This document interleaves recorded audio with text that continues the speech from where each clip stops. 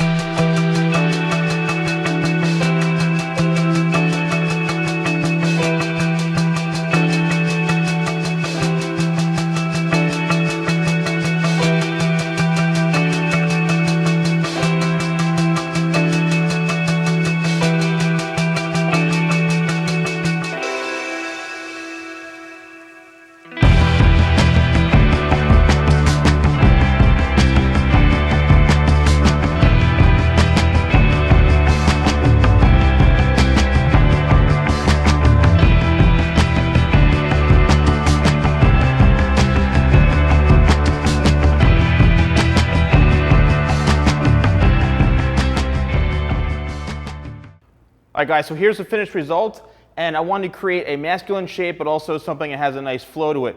So with all my haircuts, I start with the foundation, which is the length and the base. I work my way around from the back and then work my way up throughout the face frame. I didn't want to go too short on the face frame or the layers into here because I did want to keep it somewhat of a masculine shape. So once I was done with the outline, then I created my internal shape, which was creating a layer by taking a section right here, combing it straight up, cutting it horizontally, and then I did about 3 to 4 sections working downwards, everything straight up on both sides. Then I reversed my body position and pulled everything straight out from the head, removing all the weight in through here. Then I connected the top in through the back right here. This part is the biggest part when it comes to connecting. I always cut going this way, cutting vertically to connect the back to the top. Then I held everything straight out from the head, moving forward this way.